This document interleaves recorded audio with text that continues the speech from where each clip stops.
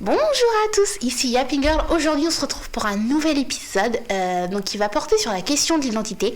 Et je ne suis pas toute seule, je pense que vous commencez à avoir l'habitude, mais je ne suis pas toute seule pour réaliser cet épisode, puisqu'aujourd'hui, on reçoit une invitée très spéciale que je vais la laisser se présenter.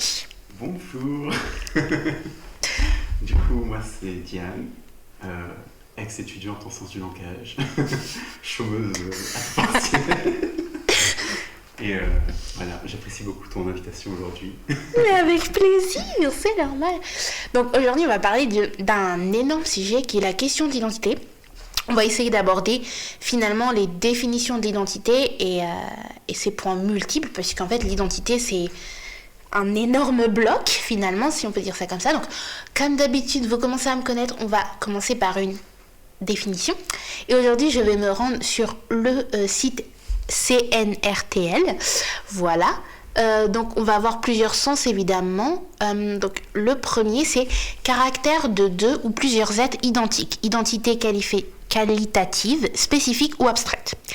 Ensuite on a caractère de ce qui sous des dénominations ou des aspects divers ne fait qu'un ou ne représente qu'une seule et même réalité, identité numérique concrète. On a ensuite caractère de ce qui demeure identique ou égal à soi-même dans le temps, identité personnelle.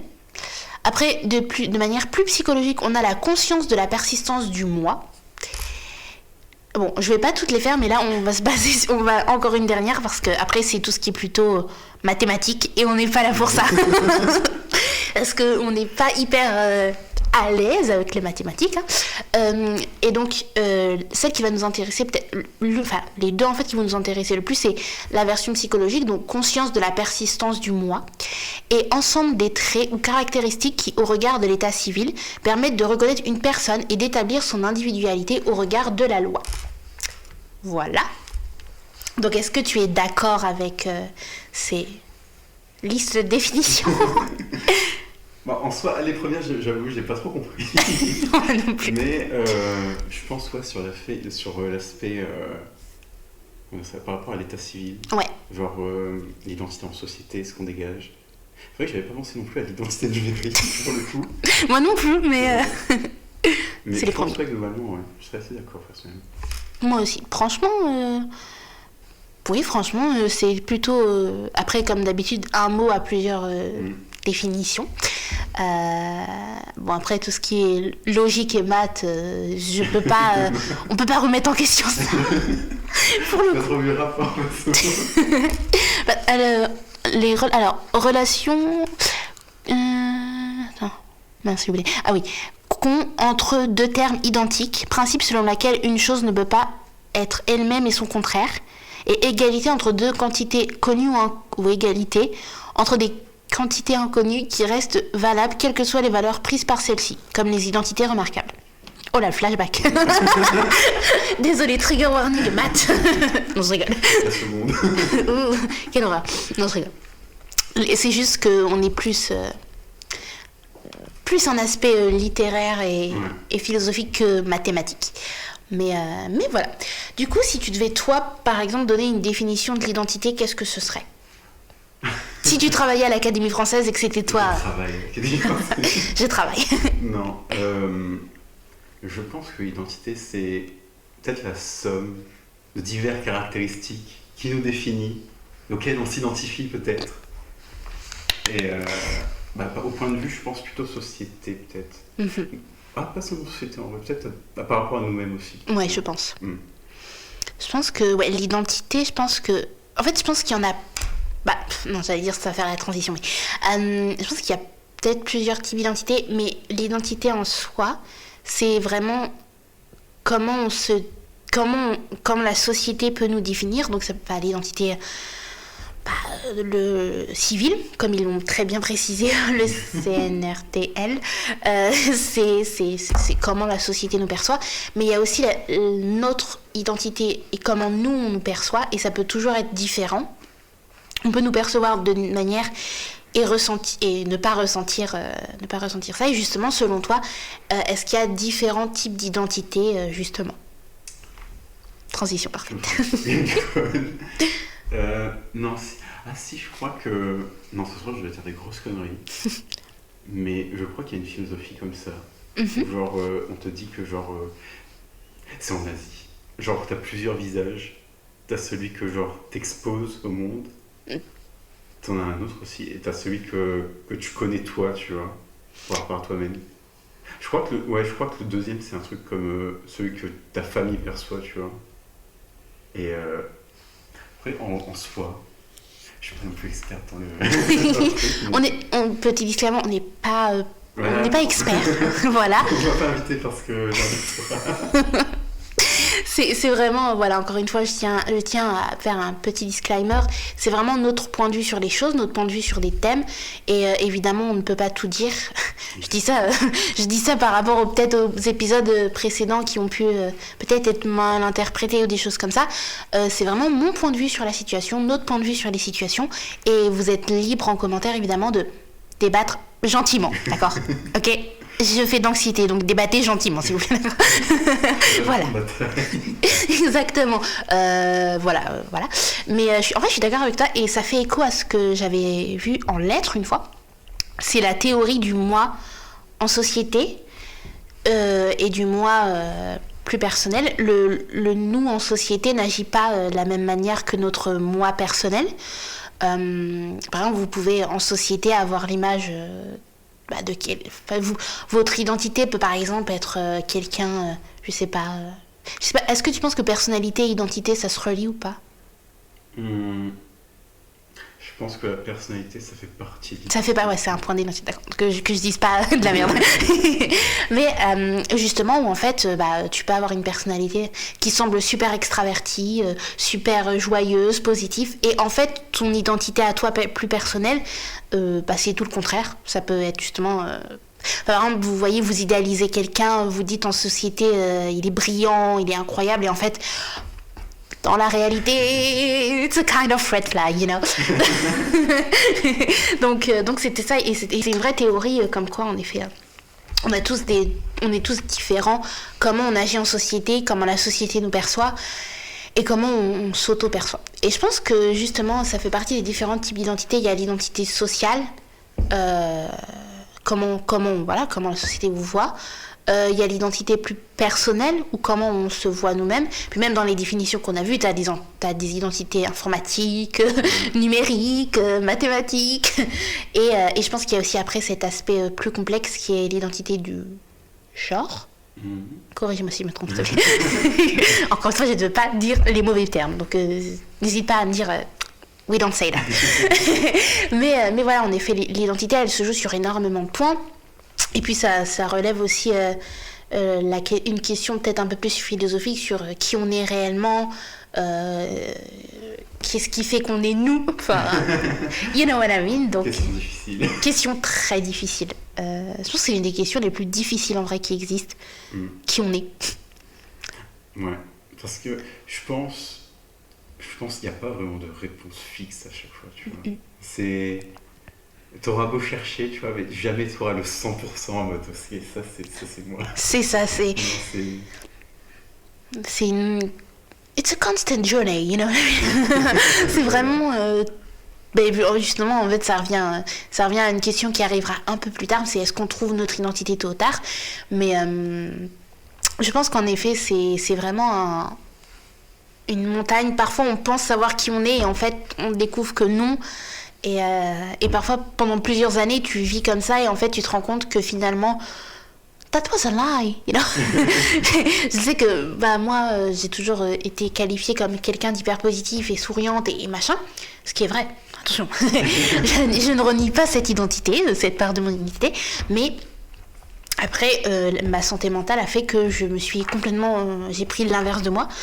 Et du coup, dans ces moments-là, tu te dis, en fait, qui je suis puisque j'ai vécu 17 ans en étant hyper positive, j'étais tout simplement dans le déni en fait. Watch me après ma séance psy quand elle m'a dit vous êtes dans le déni madame.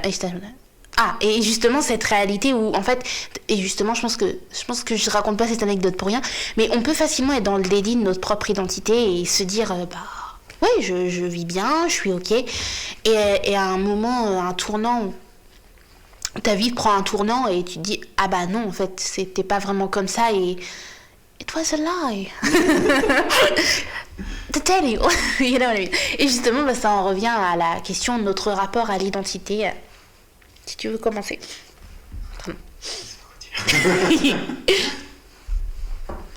Comment... je vais dire... Guide-moi, hôtesse. The host started to panic. Non, par exemple, est-ce que toi aussi, t'as vécu pendant un certain temps dans une sorte de déni et après ça s'est révélé être, tu vois? Ah oui, totalement. Ouais, c'est une bonne question. Je sais. Non, parce que personnellement, si on me demande pourquoi je suis comme ça aujourd'hui, tu vois, et ben je dirais que j'ai eu un parcours assez compliqué en termes d'identité. Genre on l'a trituré dans tous les sens. Parce qu'en gros, alors attention, on va revenir des années en arrière.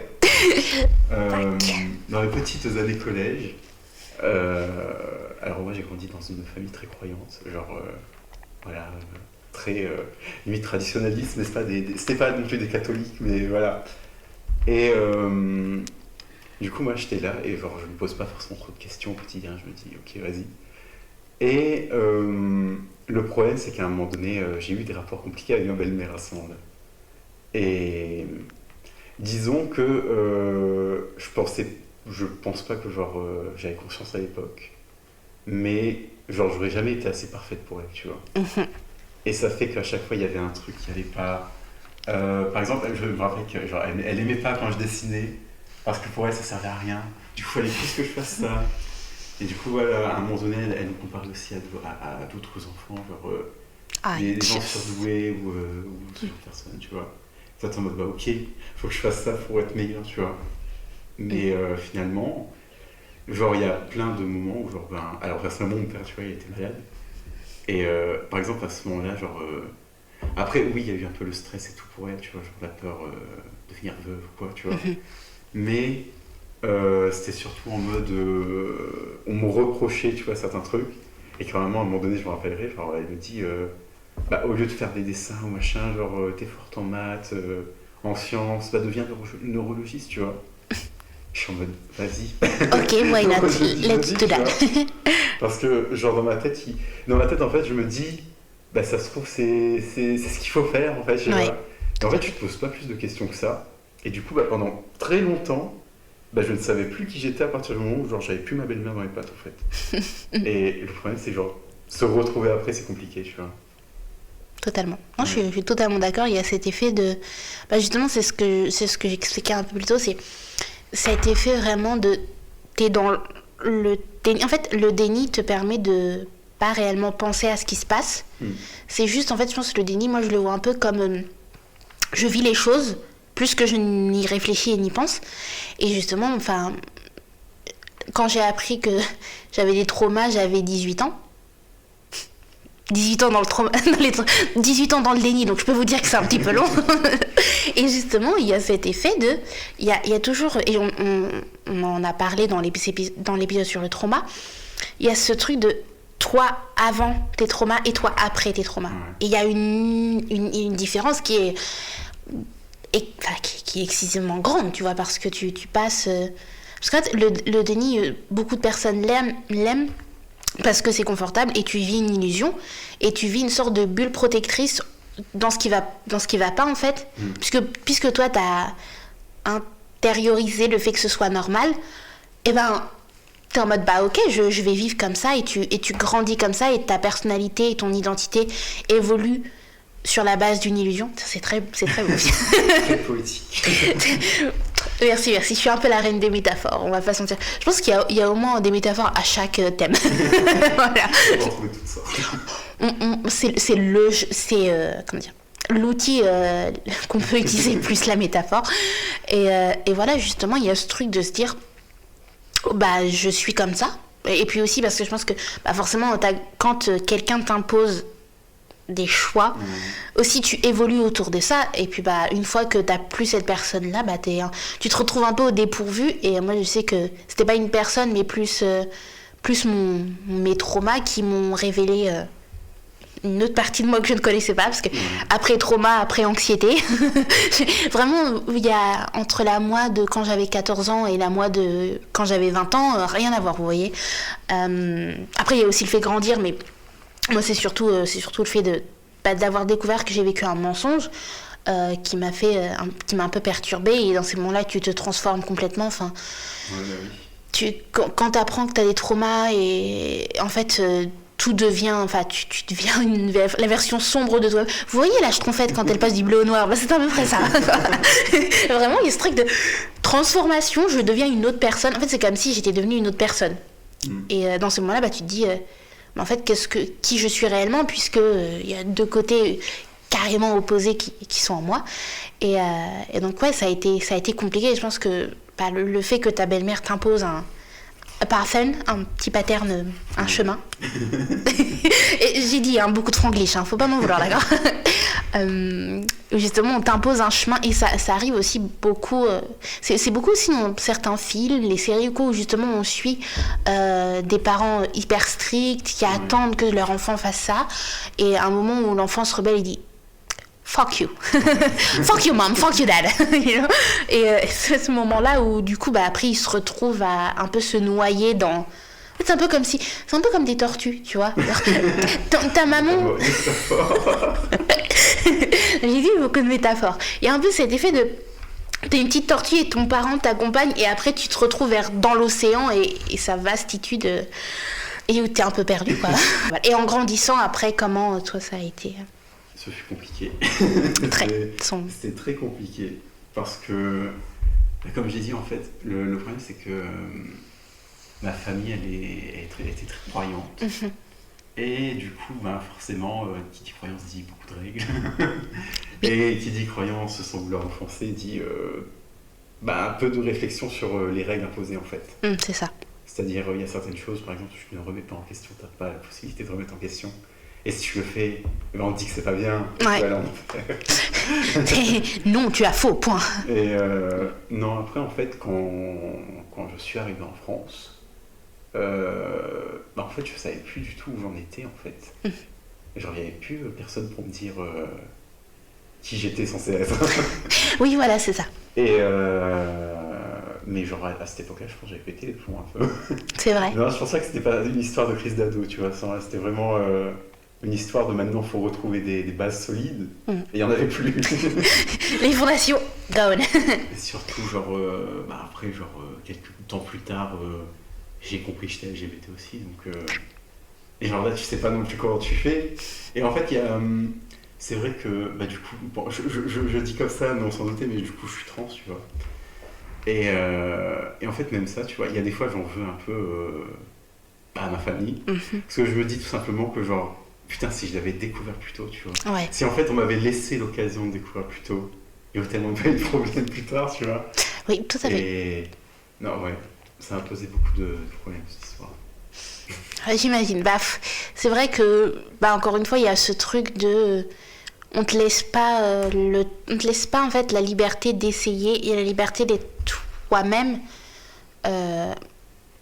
Moi, je sais que c'était juste, c'est par rapport... En fait, c'est les traumas qui m'ont révélé une nouvelle identité. Et l'anxiété, après, parce que du coup, tes problèmes de santé mentale, t'as un peu la pression qui te définissent en tant qu'homme. Je sais que je ne sais pas qui je suis sans mon anxiété. Vraiment, premier degré, c'est parce qu'en fait, l'anxiété te construit sur plein de points. Enfin... On en a parlé sur l'épisode de l'anxiété. Enfin, on va en parler, sur l'épisode de l'anxiété. Et l'anxiété, c'est un trouble. Et t'as 1 milliard de choses parce que là, ton anxiété dépend de toi. Et moi, je sais que ça a changé énormément de choses. Et ce qui fait que maintenant, les premières choses qui me viennent en tête de moi-même sont des choses qui viennent de l'anxiété. Par exemple, le fait d'être super pragmatique à certains moments. Même si ça veut pas dire que je suis quelqu'un d'organisé, attention, faut pas exagérer non plus. On aurait pu croire que l'anxiété donnait de l'organisation, mais non. Mais par exemple, mon côté pragmatique, le fait d'apprécier, vouloir tout diriger, en tout cas, ne pas aimer les surprises, c'est une question d'anxiété, tu vois. Je déteste ne pas savoir. C'est-à-dire que là, par exemple, on prépare un trip avec mes amis en Angleterre. Je ne suis pas en charge du logement et des billets. Ça m'a beaucoup stressée. Ouais. Désolée Nathan si t'écoutes ça. Mais c'est parce que j'étais pas en genre. Et tous ces points-là, en fait, c'est question d'anxiété et ça devient des traits de caractère. Et après, ces moments-là, c'est vachement compliqué, je trouve. Mais en effet, je pense que il y a cet effet de... On te laisse pas beaucoup Toi, on t'a pas laissé finalement le choix d'exprimer qui...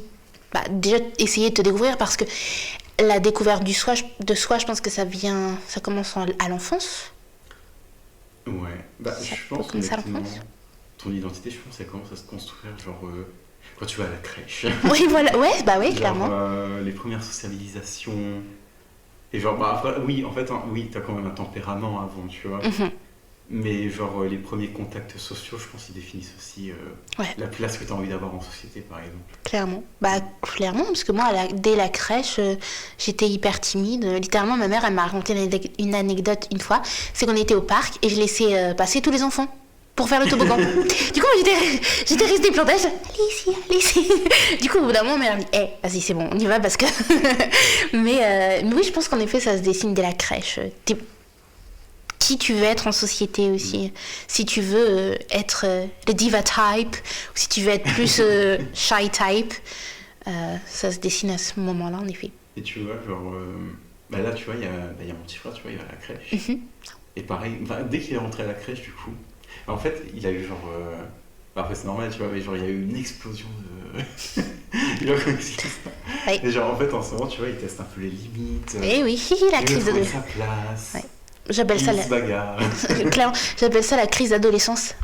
C'est-à-dire, pour moi, genre, entre 1 et 3-4 ans, c'est un peu une pré-crise d'adolescence parce que justement, tu testes les limites, tu te cherches aussi. Donc après, moi, je sais que si un...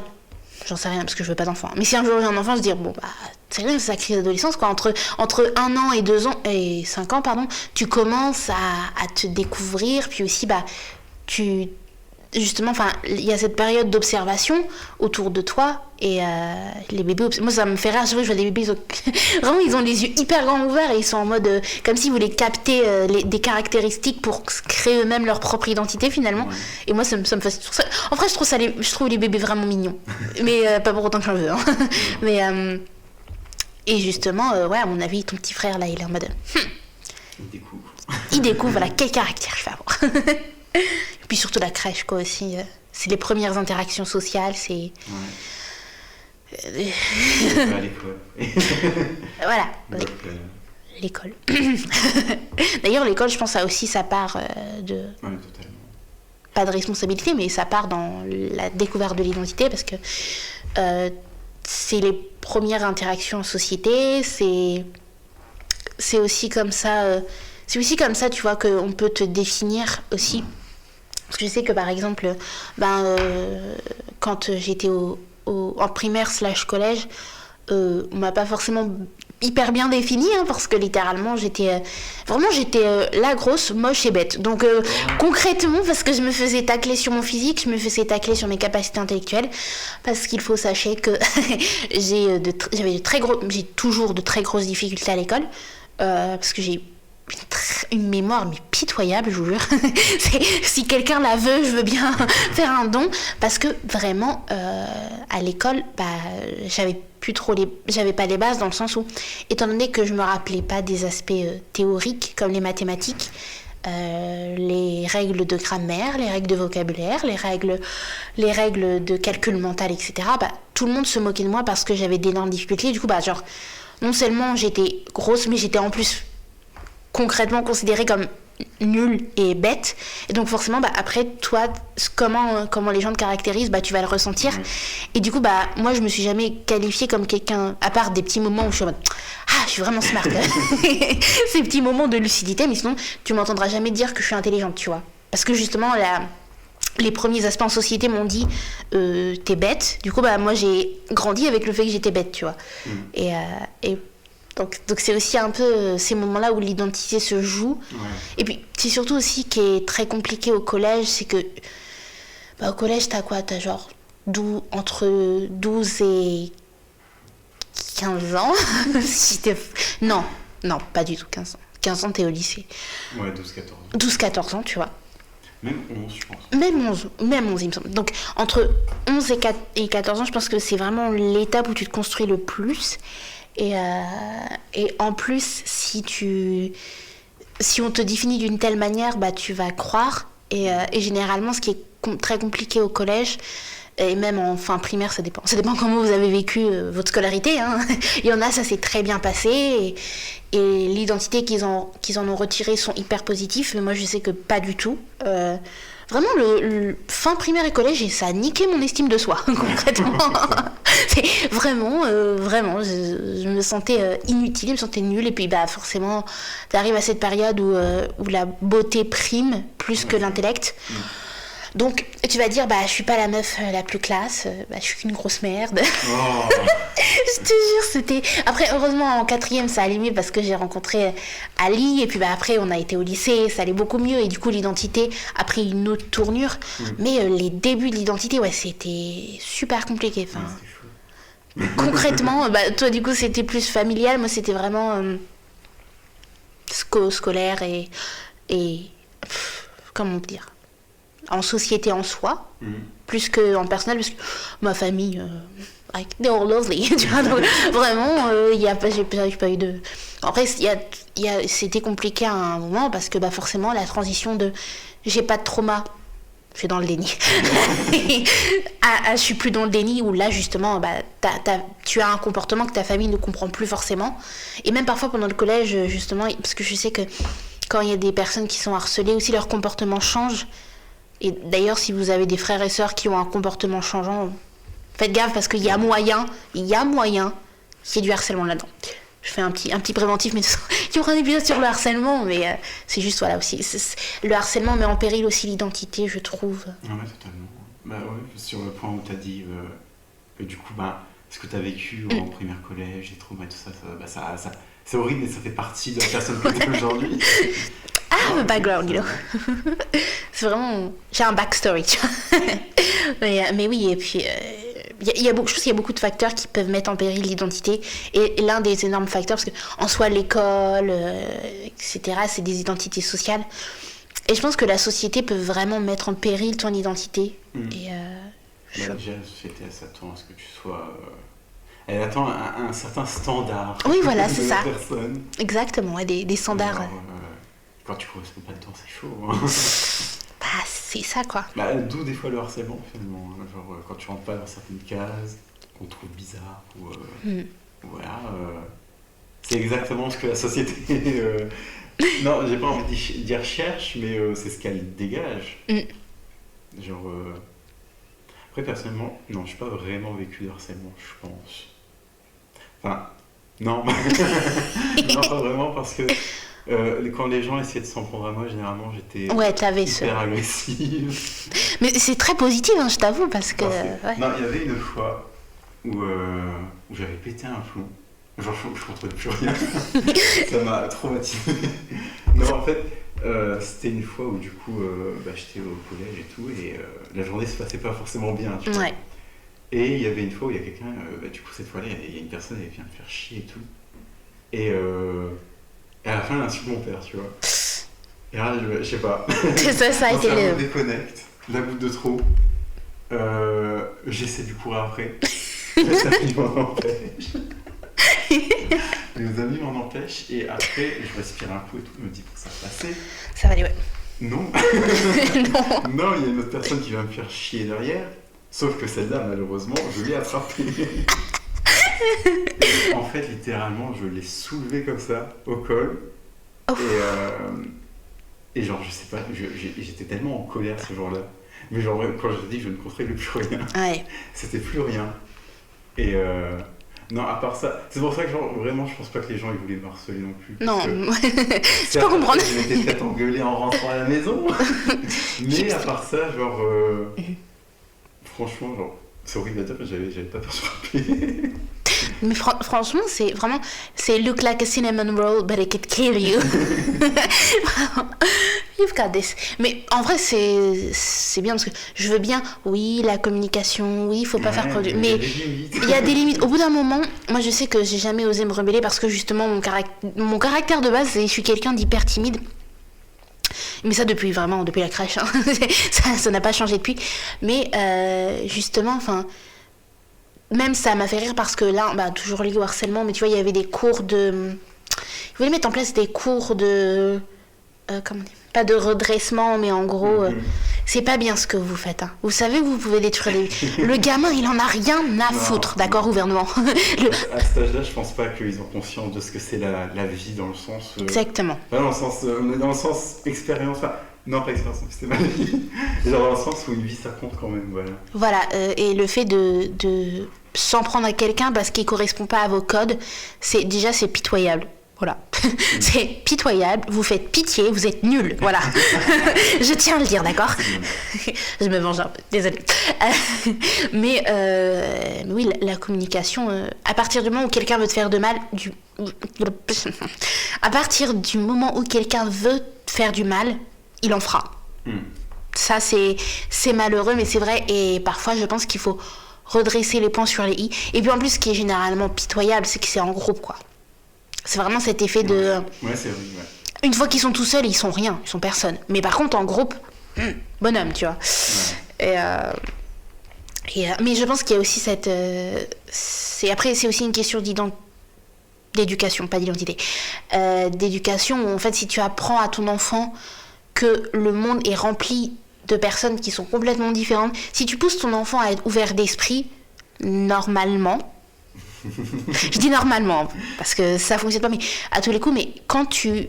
Moi, je sais que, par exemple, ma mère, mon éducation a fait que j'ai toujours été hyper ouverte d'esprit, et donc jamais je m'en suis pris à quelqu'un parce qu'il était différent. Enfin, déjà, moi-même, j'étais considérée comme différente, donc ça aurait été un peu du foutage de gueule de se moquer de quelqu'un qui est différent, tu vois. Mais ouais, généralement, quand tu les entends, c'est... Enfin, déjà, quand t'entends les parents, tu sais d'avance que l'enfant, voilà, quoi. C'est... peine perdue. Après, il y a aussi les fréquentations, hein, évidemment. Ouais, tu peux avoir une éducation irréprochable et mal tournée parce que tu tombes sur des personnes qui, justement, ont une éducation différente. Pourquoi on parlait d'éducation déjà? On disait que l'école conditionne. Oui, voilà, c'est ça. C'est ça, exactement. Pardon, c'est ma spécialité de divaguer pour finalement ne plus savoir où je suis. Mais voilà, l'école, c'est l'une des premières structures qui crée l'identité. Et quand justement on t'auto-qualifie de quelqu'un de nul ou de pas intéressant ou des choses comme ça, toi inconsciemment tu vas dire que quand on va te dire parle-moi de toi, tu vas pas savoir quoi dire parce que toute ta vie on t'a conditionné à être quelqu'un qui n'était pas intéressant. Donc forcément tu dis oui mais je suis pas intéressant, donc qu'est-ce que tu veux que je dise finalement. Donc ouais, cet aspect vraiment, l'école, puis après, plus tu évolues, et puis après, le lycée. Bon, après, ce qui est bien, c'est qu'au lycée, c'est toujours très compliqué, mais en fait, ce qui est différent au lycée, c'est que tu peux tomber sur des personnes qui ont une manière différente et qui te font comprendre certaines choses. Et puis après, à la fac, like you're free. Enfin, je pense que au lycée t'as aussi quand même beaucoup plus de maturité aussi, oui. Parce que je sais que quand j'avais contact encore avec d'anciens amis et du coup on racontait un peu notre passage au lycée et tout, je leur avais demandé ils sont devenus quoi, un tel et tout, et ils me font genre en soi en vrai ils sont devenus gentils. Moi je suis comme ça. Non mais parce qu'en fait les gens comprennent que finalement c'est très superficiel le collège. Ah mon Dieu, mais ceux qui disent collège meilleure période de ma vie, vous étiez dans quel côté? C'est vraiment parfois j'entends dire le collège c'était incroyable. T'étais dans quel côté du collège? Parce que mais je pense que le lycée en effet il y a plus de maturité, il y a plus, puis aussi le collège on est très influencé par l'autre. Ouais. Alors qu'au lycée un peu moins, il y en a toujours parce que être influençable ou pas, ça aussi c'est un trait de l'identité finalement, c'est vous comment vous vous percevez. J'allais vraiment dire persuader là. Merci, percevez. Mais au lycée il y a plus cette ouverture d'esprit et tu commences à comprendre qu'on est tous différents et qu'on a tous une identité qui diffère et c'est complètement ok. Parce que je pense qu'au collège t'es un peu dans cette théorie de tout le monde doit être pareil. Ouais. Et c'est vrai que quand, personnellement, j'étais rentré au lycée et tout, mais la diversité de gens qu'il y avait, c'était incroyable. C'est ouf, t'as vu? Surtout que moi, du coup, j'étais dans un petit collège catholique et tout. Ouais, c'est vrai là. Donc tout le monde se ressemblait un peu. Non, mais c'est pas pour être méchante, mais voilà. Ça, c'est vrai, totalement.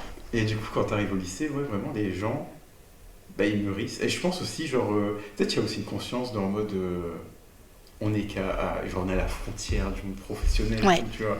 Clairement. Et puis, des fois, t'as quand même t'as quand même des profs super, comment dire ça, ils supportent beaucoup, tu vois. Alors, Ouais.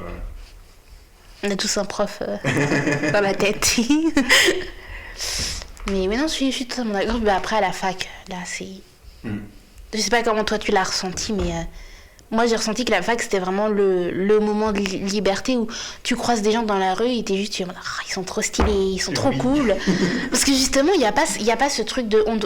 l'identité doit être commune. Je pense qu'il y a plus au collège, on est cette identité, on doit tous avoir une identité en commun, alors qu'à la fac, on a tous notre propre identité. Enfin, en tout cas, ce qu'on en sait, parce qu'encore une fois, l'identité, c'est quelque chose qui évolue tout au long de sa vie.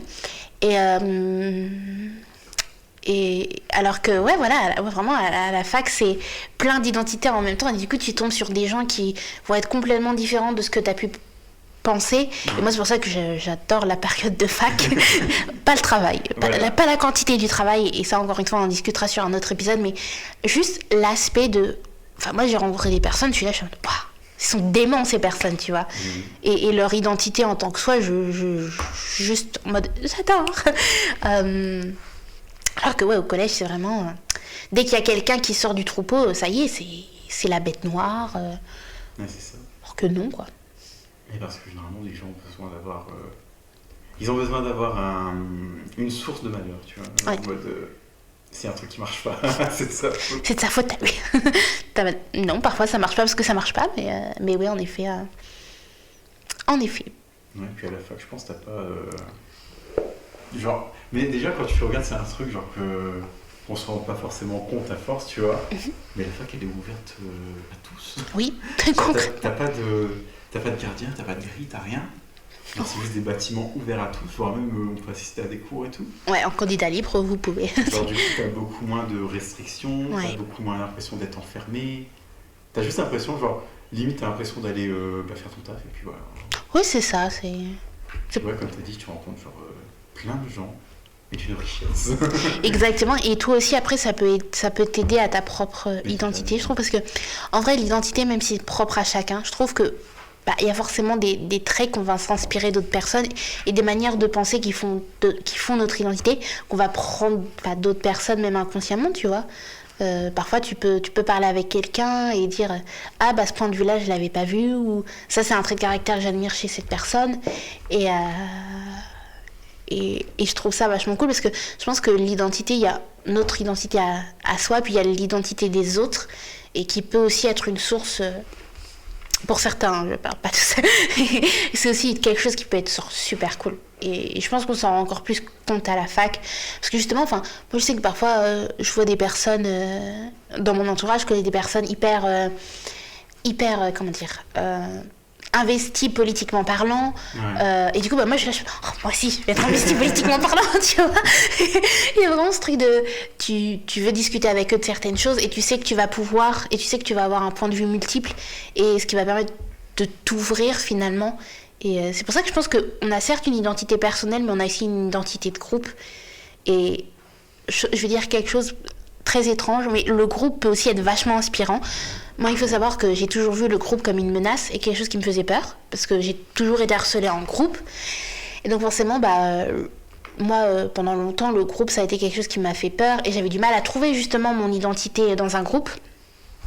Justement, quand je suis en groupe, vraiment, je me recroqueville sur moi-même, je ne parle pas, je ne fais rien. Je me dis, si je dis quelque chose, ça peut être mal interprété, ça peut être mal vu. On peut me juger aussi, mais bon, ça après, c'est des antécédents. C'est un trauma, tout simplement. Voilà, on en revient toujours au trauma. C'est tout simplement un trauma. Et en fait, quand j'ai commencé à être à la fac, et même quand on a eu notre groupe de copains, les Cricouis,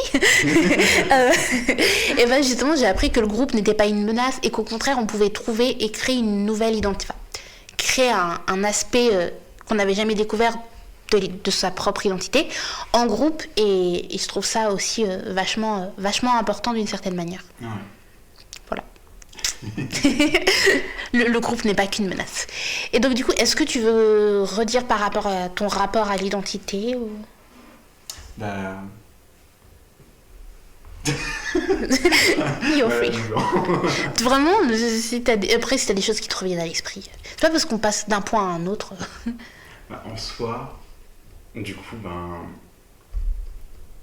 non, parce que quand du coup j'ai quitté ma belle-mère, tu vois, quand j'ai parlé de reconstruction, tu vois, forcément, je sais pas comment expliquer, mais il y a un moment donné où, dans toute cette crise identitaire, tu vois,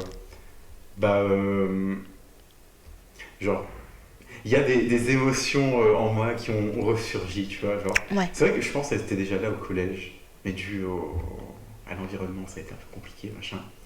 Et notamment quand, genre, je me suis rendu compte que j'étais attiré aussi par les garçons, tu vois. Genre, à un moment donné, tu comprends pas trop. Ouais. En vrai, ça va, ça, tu vois, tu vois, tu le découvres comme ça. Oui, ou ça c'est naturel. Voilà. Et en plus, faut l'accepter, faut le comprendre et tout, machin. En fait, j'ai switché dans tellement d'identité et d'étiquette que, genre, au bout d'un moment, genre, c'est compliqué, tu vois. Genre, moi, je me rappelle, il y a un moment donné, quand j'avais accepté, genre, en mode, ok, voilà. Genre, au début, je disais que j'étais bi. Ouais. Après, c'est passé à gay, carrément. Et finalement, après, j'ai remis carrément en question l'identité de genre aussi. Oui, bah oui, ça. Genre, au bout d'un moment, t'as eu 3000 mises à jour. Mise à jour numéro 350. Et t'as raison. Non, c'est pour ça, ouais, c'est pour ça que, genre, je me dis, genre, si j'étais au collège, on m'aurait laissé le temps de m'exprimer. Tu vois, genre, ça se trouve, il n'y aurait pas eu tous ces problèmes comme ça, parce que ça, ce que je dis là, ça s'étale sur des années, tu vois, des années et des années. Ouais, bah ouais, ça. Du coup, c'est compliqué, quoi. Non, mais je suis d'accord avec ça. Je pense que en fait, l'identité, c'est une construction qui peut pas.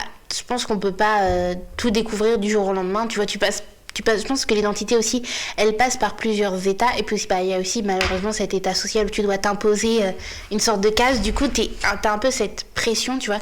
C'est un peu, je fais un mini parallèle, mais c'est comme par exemple la transition entre le lycée et les études supérieures / études professionnelles. On te dit, t'as à peine 17 ans, on te dit, bah là maintenant tu vas devoir choisir un job ou choisir des études qui vont te mener à un job. Du coup, t'es un peu en mode, mais je ne sais pas, alors que 17 ans c'est super jeune, enfin t'es là, toi tu trop jeune justement, tu veux profiter de la vie, tu veux découvrir, etc. Et en fait, on doit t'imposer à rentrer dans une case où tu te dis, je vais faire médecine. Parce que je sais pas, tu vois, parce que ce que ma famille veut, parce que la société a besoin de médecins, la société trouve que médecin, dites à vos parents je vais faire lettre, tu vois, on va réagir pareil. c'est ma belle-mère, elle m'a dit tu veux pas faire avocate, écoute, j'ai pas de santé mentale déjà. tu veux que je fasse quoi en droit, pardon. Et justement, voilà, il y a cette obligation de devoir réfléchir très vite. Et je pense que le genre, ça a rien à voir, mais ça a un parallèle où on te dit, tu dois savoir là maintenant quel genre tu veux être. Ouais, c'est ça. Et je sais pas. Ça a été un peu compliqué, par exemple, au niveau de ma famille. J'imagine, ouais. Quand, genre... parce que, en fait, genre, je vais pas dire le mot. Les lutins de reportage aussi. Genre sur la transidentité qui va pas du tout. Ouais. Genre on demande jamais l'avis aux concernés, tu vois. Ça fait que en fait les gens s'attendent à ce que ça se passe d'une certaine manière. Alors pas du tout. Et moi en fait ça s'est fait un peu comme ça parce que à partir du moment où j'ai compris que genre j'aimais pas le genre masculin, genre je me sentais. Non, je me sens pas complètement à l'aise avec. Voilà, c'est genre ça me dérange pas, mais il y aurait eu mieux, tu vois. Ouais, il y aurait eu mieux. Dans ce sens-là. Et genre au début tu comprends pas. Et en fait il faut essayer, tu vois. Genre ça se fait pas en un claquement de doigts, tu vois. Genre est-ce que je me sens plus à l'aise dans le genre féminin? Est-ce que j'aime les deux? Est-ce que machin, tu vois. Et en fait dans cette période d'essai, par exemple ma mère au début a essayé de suivre. Mais littéralement en fait vu que ça se passe pas comme prévu pour ça, tu vois. Non. À un bout d'un moment ça l'a saoulé quoi. Genre sachant que genre... Enfin, c'est pas question non plus que j'ai fait 3000 coming out. Hein. il y en a eu 2 officiellement. Officiellement, oui, voilà. Il y a eu le truc de... Je préfère être une fille, tu vois. Il y a eu le truc de... peut-être j'aime bien être les 2, tu vois. Aujourd'hui, ça tombe plus sur le féminin quand même, tu vois. Mais justement, c'est parce qu'il m'a fallu du temps pour c'est ça. appréhender le truc, pour essayer, pour voir avec quoi je me sens à l'aise et tout, tu vois. Et ça, par exemple, du coup, l'entourage, c'est un peu compliqué parce que du coup, ils s'attendent pas à ce que tu sois comme ça, en fait. Même là, ils s'attendent pas, en fait. Même s'ils essaient d'être ouverts d'esprit, il y a toujours ce truc où... Ouais, mais c'était une meuf trans. Je voudrais pas faire plutôt ça ou ça. Est-ce que tu veux pas faire ça parce que machin. J'ai vu elle a fait ça sur internet tout en mode. Non, pas. Non, ça marche pas comme ça. Je pense que justement, c'est parce qu'il y a l'identité. C'est pour ça que justement, dans différents types d'identités, je sais plus si on en a parlé, mais pour moi, il y a vraiment l'identité personnelle et l'identité commune. Ce qu'on attend d'un groupe finalement, et ce qu'on attend des femmes est un peu superficiel, si je peux dire ça comme ça. Après, je ferais mieux de me taire parce que je suis vraiment le stéréotype de la fille. Mais je pense qu'on attend énormément de choses des femmes. Et par exemple, tout bête, mais une femme qui ne maîtrise pas le maquillage ou des choses comme ça, au limite, on va la juger, on va être en mode... comment ça, tu sais pas te maquiller? Maquillage, c'est un art, excusez-moi. Hein. Et c'est vrai, en plus, le premier degré, c'est vraiment un art. Moi, parfois, je tombe sur des maquillages, je me... Waouh! Si seulement. Moi, vraiment, je mixe plein de couleurs sur mes yeux et je suis en mode tada. Mais pareil, on attend à ce que les femmes portent des robes et des chaussures à talons. Alors que. Et forcément, j'imagine que quand tu. Ça reste très compliqué, quoi. Déjà je pense que pour toutes les femmes, oui, c'est hyper compliqué de devoir avoir cette responsabilité. C'est parce que c'est une identité de groupe. Les femmes doivent faire ça c'est comme... dites à quelqu'un que vous savez pas cuisiner, ils vont dire pour une femme c'est bizarre. Comme si c'était dans notre ADN. Savoir cuisiner, avoir les yeux bleus. Ça le gêne. Mais c'est pas possible. Une femme ça doit savoir cuisiner, tu vois. Et donc j'imagine que ça doit être encore plus compliqué quand la société a des attentes aussi grandes. Et pareil pour les hommes, je pense que la société, je peux pas parler parce que voilà. Mais j'imagine que pour les hommes aussi il y a des expectations. Et donc, quand tu corresponds pas à ces expectations, t'es un peu en mode... ça remet en question ta propre identité, quoi. Bon, d'accord, ok, finalement. Donc, j'imagine que ça a dû être très difficile. Et peut-être que c'est pour ça que ta famille, elle s'est dit, dans l'identité commune, les femmes sont comme ça, donc... Parce que, surtout que personnellement, j'aime bien être un peu androgyne, tu vois. Même si je préfère une identité féminine, j'aime bien être un peu androgyne. Ça, par exemple, je sais que ça me dérange un peu, tu vois. Parce que ça veut dire que t'as pas un style conventionnel. Ouais. Et ça veut dire même si ta famille t'accepte entre guillemets, imaginons tu t'habilles d'une certaine manière, ça se trouve ils préféreraient que par exemple tu sortes en robe plutôt que sortir dans une autre tenue parce que c'est en mode t'as choisi entre gros guillemets d'être une femme, donc assume, tu vois. Assume, fais-le jusqu'au bout, porte des robes et des talons. Super. Dans mon cas par exemple, ça n'empêche que j'aime toujours par exemple porter des chemises ou des costumes parce que j'aime bien, c'est joli, tu vois. Les femmes en costume. Ouais. If I speak. Ça n'empêche aussi que des fois j'aime bien mettre des jupes. Des talons c'est compliqué, mais... ça, les talons... Oui, voilà, il y a une question de taille. C'est aussi quelque chose que j'aime bien aussi, mais... c'est pas non plus... Même là, tu vois, on essaie de nous casser dans des cases et... C'est ça, ouais. C'est pas hyper agréable, du coup. Pour le coup, non. Je pense que... Déjà, moi, je suis partisane du fait que les vêtements n'ont aucun genre. Un vêtement... Un vêtement, il est fait pour être porté. Après, par qui, par quoi, par quel point, quel commun, peu importe, tu vois. Le vêtement, juste, il est là. Et après, je sais que, personnellement, j'aime bien penser que les vêtements font aussi partie d'une certaine identité, mais pas l'identité sociale, tu vois. Plus juste une identité, toi, tu vois. Moi, je sais que ma manière de m'exprimer, ça passe par la mode. Je suis connue justement, ça va, je suis connue par mes proches, dans le sens où je suis quelqu'un qui... un peu de fashionista, tu vois, qui s'habille toujours bien, qui porte toujours des couleurs, qui ose porter des choses que certaines personnes ne portent pas. Et donc ça, je l'ai intégré dans mon identité et c'est quelque chose que, personnellement, je valide parce que pour moi, la mode, ça m'a permis de m'exprimer et justement d'exprimer mon identité et qui j'étais. mais ça te permet pas... c'est un petit peu... je sais pas trop comment m'exprimer, mais ça permet l'identité personnelle, mais pas l'identité sociale, tu vois. Tu peux pas attendre d'un groupe qui s'habille comme ça. Tu vois, genre, tu peux pas t'attendre que les femmes portent tout le temps des robes. Pour moi, c'est pas possible. Mais ça peut faire partie de ton identité. Moi, je sais que j'adore les robes girly, j'adore porter des robes roses, j'adore porter des petits trucs à paillettes. Bon, mais parce que j'ai décidé de le porter, tu vois. Ça me fait chier que la société pense que toutes les femmes doivent porter ça, quoi. Ouais. Alors que pas du tout. Si t'as pas envie de ressembler à une boule à facettes, ne ressemble pas à une boule à facettes. Moi, j'ai envie. Mais ouais, les vêtements aussi ont aussi une énorme place dans l'identité en groupe et je trouve ça un peu embêtant, quoi, parce que les vêtements n'ont pas de genre. Portez ce que vous voulez, c'est ce que j'ai à dire. Portez ce que vous voulez, tant que vous aimez et tant que ça vous met à l'aise après. Je pense que c'est la personne qui subit le vêtement après. Voilà, exactement. Moi, je sais que, justement, il y a une marque que j'adore, qui est Yves Saint Laurent, et justement, il a toujours joué avec cette ambiguïté, justement, androgyne, et c'est lui qui a autorisé les femmes à porter des costumes, puisque vraiment, avant, c'était l'image de l'homme viril et puissant, et tu vois, un homme en costume, c'est un homme qui réussit, c'est un homme qui a genre une entreprise, tu vois, c'est vraiment justement cet effet de le vêtement participe à l'identité. Et après il y a aussi l'identité culturelle. Enfin, t'as certains vêtements, ils font partie d'une identité culturelle, par exemple le kilt, c'est une identité en particulier, et c'est une identité de groupe, mais oui, et justement maintenant les femmes en costume if I speak really c'est vraiment moi les femmes en costume, je les regarde, trop beau. Incroyable, parce que justement en fait on a retiré cet effet des traits de caractéristiques du costume qui étaient attribués aux hommes, on l'a attribué aussi aux femmes. Et ça, je trouve ça dommage, parce que pour moi, vraiment, je vous jure que quand je porte un blazer, j'ai l'impression que je pourrais tout faire, quoi.